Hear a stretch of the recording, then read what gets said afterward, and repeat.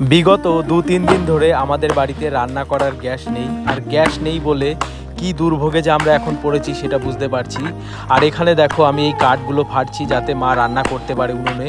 যাই হোক, রান্না তো করতেই হবে, রান্না না করলে খাবো কি, তো সেই কারণেই আমি এখানে কাঠগুলো ফাটছিলাম। আমি জানি এই মুহূর্তে শুধু আমি একা নই, এরকম পরিস্থিতির শিকার অনেকেই হচ্ছে, কারণ এই মুহূর্তে গ্যাস সাপ্লাই ঠিকঠাক মতন হচ্ছে না।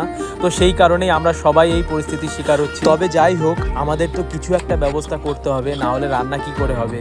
আমি জানি এই সময় অনেকেই এই পরিস্থিতির শিকার হয়েছে, তবে সবাইকেই একটা কথা বলবো, গ্যাস তোমরা একটু কম ব্যবহার করো। আর গ্যাস যখনই শেষ হবে তার মিনিমাম 10 দিন আগে গ্যাস বুক করে রাখার চেষ্টা করো, তাহলে হয়তো গ্যাসটা পেয়ে যাবে সঠিক সময়ে।